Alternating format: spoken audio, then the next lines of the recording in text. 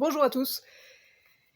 Hier, on m'a demandé aussi de faire une vidéo sur les enablers et les flying monkeys, c'est-à-dire l'environnement toxique des familles perverses narcissiques, donc les autres éléments perturbateurs autour du pervers narcissique, comment tous se, se galvanisent pour créer le bouc émissaire du haut potentiel et, euh, et le détruire en fait. Donc comment ils arrivent tous à, à perpétrer toutes ces, tous ces comportements de perversion narcissique.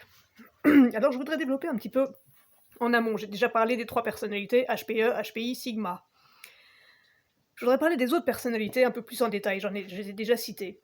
Donc il y a les personnalités alpha, c'est la personnalité du chef d'entreprise, du politicien, de celui qui veut prendre des initiatives dans les associations, etc. Cette personnalité alpha, en fait, souvent c'est une personnalité sigma, en fait, et donc sans perversion. Ça peut être aussi une personnalité alpha qui aime la gloire, qui aime se mettre en valeur, mais qui n'est pas forcément perverse narcissique. Ça peut être aussi un alpha, mais qui est vraiment pervers narcissique, dont le but est de s'attribuer des qualités qu'il n'a pas, et de s'attribuer la gloire, et tirer la couverture à lui, et puis écraser tout le monde qui essaye d'entraver son chemin. Pour ça aussi, c'est intéressant de comprendre la notion d'enfant roi. Donc dans la famille, si un parent est pervers narcissique, il en suffit d'un seul.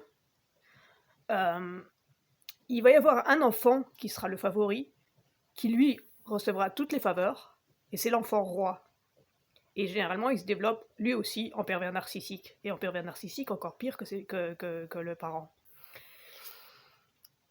Et les autres enfants, ils deviennent bêta, parce qu'ils sont dénigrés. Ça devient les hypersensibles, les hauts potentiels émotionnels, etc.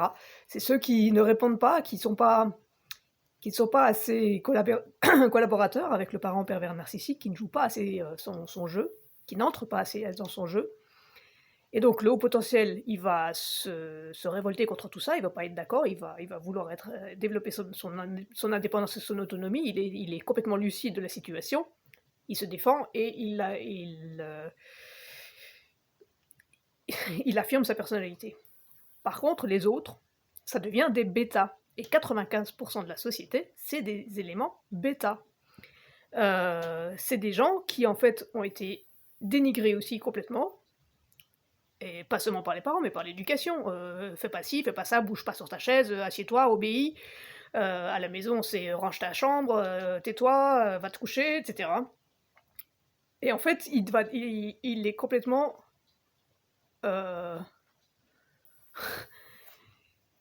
Je trouve pas mes mots aujourd'hui, je suis désolée. Il est complètement bloqué par toutes ses peurs. Voilà. Donc le bêta, cette personnalité bêta, elle a eu toutes ces émotions qui ont dû être refoulées. Elle n'a pas pu développer son intelligence émotionnelle. Elle a toujours été écrasée. Et elle est au service du pervers narcissique, autant du parent pervers narcissique que de l'enfant roi pervers narcissique. Et donc toute cette société dans la famille, ça va créer une secte, mais une véritable secte, un système sectaire, où tous les secrets de famille vont être gardés secrets, où il y aura le syndrome de Stockholm à l'extrême, c'est-à-dire que toutes ces personnalités bêta vont être des victimes, mais auront comme sauveur les pervers narcissiques. Donc c'est vraiment le syndrome de Stockholm qui s'installe. Donc, ils deviennent vraiment des zombies, parce qu'ils ne sont pas capables de montrer leurs émotions, ils ne sont pas capables de développer leur intelligence émotionnelle, parce qu'ils sont complètement omnibulés par leur peur, et ils sont détruits, leur personnalité est détruite.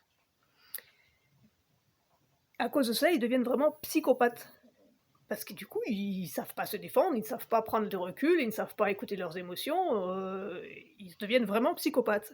Et plus les tensions augmentent, plus ils auront de comportements psychopathes. Déni, mensonge,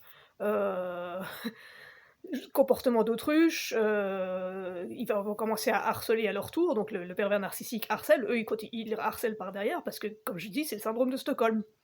Ils sont avec leur sauveur, contre la personne qui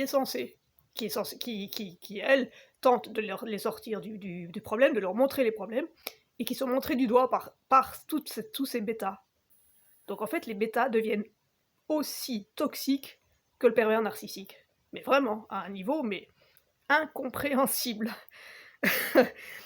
Donc, ces bêtas, c'est des moutons qui deviennent des vautours. Mais à tous les coups.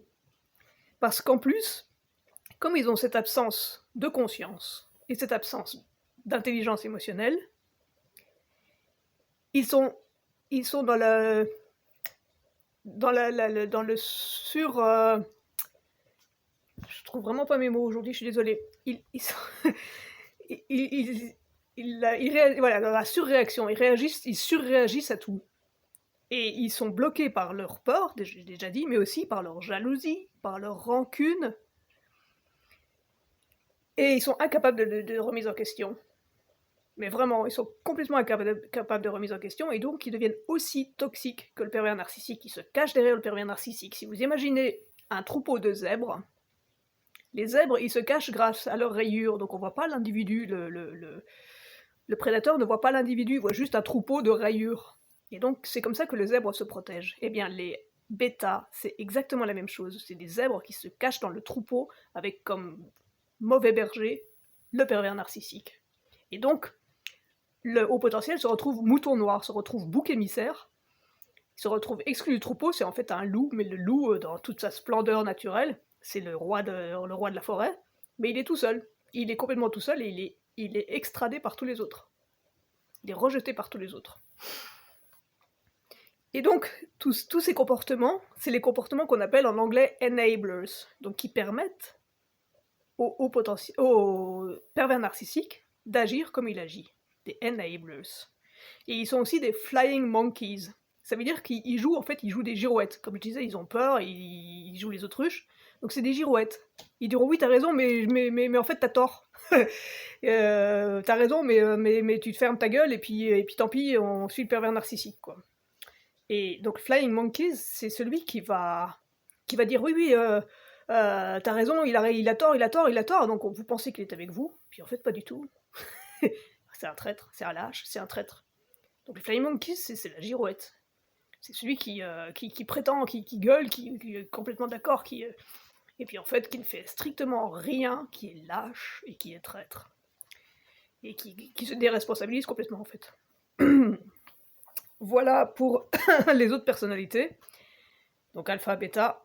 Je précise aussi, entre autres pour ceux qui sont dans des relations qui pensent flammes jumelles, faites attention à ceux qui se prétendent HPI. Il y a beaucoup de pervers narcissiques qui se prétendent HPI. Donc vérifiez bien que ce sont vraiment des HPI et pas des pervers narcissiques. Parce que le pervers narcissique, il a 1 milliard de façons de se cacher. Et il sait se camoufler. Donc il faut vraiment le détecter et faire attention à ça. Voilà pour la vidéo sur les enablers, flying monkeys, enfants rois et les différentes autres personnalités. Si vous aimez le contenu de mes vidéos, n'oubliez pas de souscrire à ma chaîne, de mettre des pouces bleus, de laisser des commentaires, d'envoyer des liens à des amis, et je vous dis à la prochaine vidéo. Merci.